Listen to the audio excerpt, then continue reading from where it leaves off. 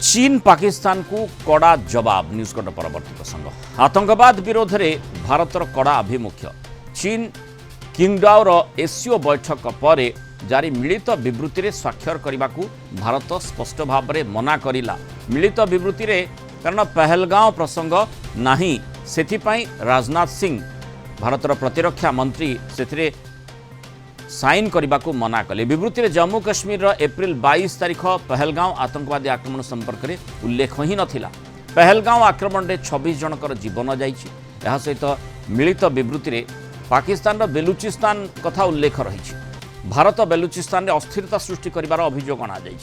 एक कथाटी लिखा जाइछि। तेणु से भारतर प्रतिरक्षा मंत्री केमिति बा सिग्नेचर करिथांते। एपटे जातिसंघ सुरक्षा परिषद रे पाकिस्तान को कड़ा समालोचना करिछि। भारत ध्यान हटाइबा पई पाकिस्तान कुटिल एजेंडा चलाइछि बोली कहिसंती जातिसंघ रे भारतर स्थायी प्रतिनिधि। यह सह कहिसंती राजनीतिक उद्देश्य प्रणोदित बयान देई जातिसंघर प्लाटफर्म को पाकिस्तान व्यवहार करुछि, किंतु निज अंचल रे शिशुमानक विरोध होइतबा गंभीर मानवाधिकार उल्लंघन और अत्याचार प्रति जमती आखि बुझी देउछि। भारत को बदनाम करने जातिसंघ प्रक्रिया को पथभ्रष्ट करने इस्लामाबाद अनावश्यक प्रयास करुछि बोली कहिसंती जातिसंघ रे भारतर स्थायी सदस्य। अधिक आलोचना करबा आम सहित अंतर्जातीय व्यापार विशेषज्ञ डॉक्टर निहार रंजन दास जोड़ी। डॉक्टर दास स्वागत करबा आलोचना को। पाकिस्तान कथा लेखाला जो मिलित विवृत्ति जो सीधासलख भाव में दस्तखत करने मना कला भारत प्रतिरक्षा मंत्री उचित पदक्षेप नहीं। अंतर्जातीय समुदाय निकट को निश्चय स्पष्ट वार्ता जीवार आवश्यकता रही। भारत सबुबले आतंकवाद विरोधी मनोभाव पोषण कर जो पहलगांव भली अति माने अमानवीय नरसंहार पाकिस्तान प्रायोजित होइथिला। प्रायोजित कौन सीधासलख पाकिस्तान हाथ थिला जो ऑपरेशन सिंदूर रे जो भली आम एक्शन नेले ता परवर्ती समय पाकिस्तान केमिति प्रतिक्रियाशील है ता काहाकू अजଣା अछपा नुहे। तेणु अंततः जो स्पष्ट वार्ता भारतर रही स्पष्ट मेसेज भारतर रही जे किभଳି भाबरे आतंकवाद विरोधी अभियान में आम आगौछु से क्षेत्र में गोटे माने से प्रसंग को बिल्कुल उल्लेख न करवा और सेपटे बेलुचिस्तान कथाटी उल्लेख करा जिबा। अर्थात एससीओ जो बैठक हेउछि सीधासलख भाव में उद्देश्य प्रणोदित भाव में भारत को मिलित ढंग से चीन पाकिस्तान रो जो उद्देश्य रही केमती अटैक करेंगे से बैठक को माने से माने व्यवहार करुछन्ते आउ ताकू सीधासलख भारत प्रहार करिछि बोली कहइबो। देखो कथा होची बैठकर बा एससीओ रो चेयरमैनशिप वर्तमान चीन ऊपर न्यस्त अछि एवं जेहेतु चीन यार आयोजक थिला एवं चीन रे जो एजेंडा अछि आपण देखु जेते चीन भारत सहित हाथ मिलेले जेते चीन सौहार्दपूर्ण वातावरण सृष्टि कथा कहले मध्य आम अतीत मध्य आलोचना कर चीन को विश्वास करा जिबा केबे मध्य संभव नहीं वर्तमान परिस्थिति रे। एवं चीन वर्तमान पाकिस्तान कांधरे बंधुक रखी वर्तमान भारत विरुद्ध रे तार जो प्रकार कार्यकलाप भली लागुछि। कारण कथा होछि देखंतु जो भली भाव रे सारा विश्व जानिछि किए सबटु बड़ विक्टिम वर्तमान टेररिज्म रो एवं पाकिस्तान किभली भाव रे से ओसामा बिन लादेन पूर्व मध्य पाकिस्तान किभली भाव रे टेरर स्पॉन्सर टेरर को सारा विश्व रे कोण कोण पठेबा पाकिस्तान एवं भारत को सब बेसी क्षति सहवा पड़ी से सब गुड़िक जितेबाला एससीओ मीटिंग होची गोटे प्रकार हिस्टोरिक रेस्पॉन्सिबिलिटी जो एससीओ रही जोटि कि टेरर एवं जो टेरर फंडिंग विरुद्ध रे गोटे प्रकार फाइट करबा कथा से मत लगुच एससीओ निश्चित भाव में भारत को छाड़ी कलेक्टिव फेल्युअर एटा को आजे पारे। माने जेतेबेले ऑपरेशन सिंदूर होइथिला आउ आमे देखिछे चीन आभिमुख्य मध्य कौन थिला। तेणु अंततः एससीओ जो शांघाई कोऑपरेशन ऑर्गेनाइजेशन रही तार एजेंडा कौन रहिबो और किभଳି भाव में भारत सेठी आक्रमण रो सामना करि पारे बा मिलित जो उद्देश्य प्रणोदित भाव में जो पदक्षेप कथा कहा जाउछि तार सामना करि पारे से कथाटी बोधवे पूर्वरु स्पष्ट हेउथिला तार प्रतिफलन आमे आज देखुचे। देखु निश्चित भाव में कथा होची जदियो ऑपरेशन सिंदूर वर्तमान ऑलमोस्ट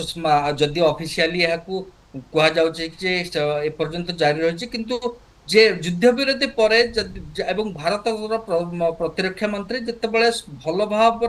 गोटे प्रकार समस्त मेंबर कंट्री को सेठी अवगत कराइले भारत किभଳି भाବରେ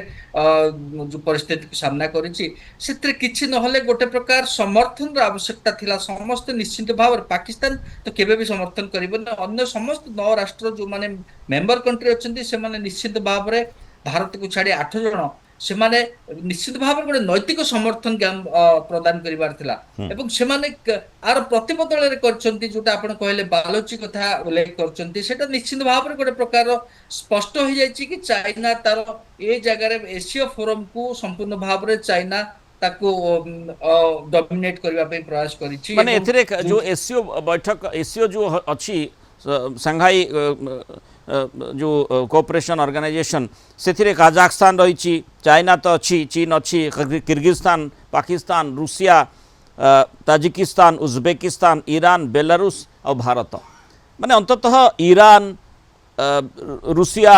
एमाने तो पार्टी खोली पारि थांते ना जेतेबेले बेलुचिस्तान कथाटी कहा जाउछि बेलुचरे कौन होउछि से कथाटी मध्य चर्चा भितर को आसीथिला जेतो ऑपरेशन सिंदूर जारी रहिथिला आ सेठी लोक माने किभଳି गणतंत्र मिलुनी सेठी कौनसी प्रकार प्रभाव देखा मिलू नहीं सेथि पई से माने केते प्रतिक्रियाशील होउछंती विद्रोह कलेनी से कथाटी मध्य देखा गलानी काहाकू देखंतु कथा होची जे निश्चित एटा गोटे प्रकार अस्वाभाविक माने होची जो जो राष्ट्र मान कथा आपण कहले रशिया टू बेलारूस पर्यंत काजाखस्तान किर्गिस्तान एवं अन्य मान कथा से निश्चित भाव गोटे प्रकार अस्वाभाविक माने होची कि जो प्रकार ऑपरेशन सिंदूर जो परवर्ती समय सेमानकर जो प्रकार समर्थन भारत आशा करे कारण भारत तो समस्त राष्ट्र मान सहित दुर्दिन ठिया होइछि एवं ये जो राष्ट्र गुड़े कथा कहले चाइना सहित किभଳି भाବରେ 2020 मसीहा पूर्व पर्यंत विश्वास नहीं थिला किंतु ए परिस्थिति रे वर्तमान लागुछे जे एथिरे एटा गोटे प्रकार संपूर्ण भाବରେ गोटे चाइना रो ऑल द वे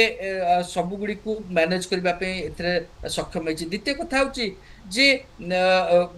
एथिरे हम रशिया कथा कहबा जेहेतु रशिया वर्तमान गोटे प्रकार दुर्बल निश्चित भाବରେ जदियो बाहास्फोट मारी यूक्रेन युद्ध रे बाहास्फोट बारंबार देखौछि किंतु कथा होछि जे चाइना ऊपर केते निर्भरशील हो जाइछि रशिया सेथरु एथरु मध्ये अनुमय करबो एवं तृतीय कथा होछि जे एटा गोटे बड़ मेसेज भारत तरफ जाइछि कि जदि एभली स्टेटमेंट बा ड्राफ्ट हुए स्टेटमेंट रे जोटी कि बालूचिस्तान ऊपर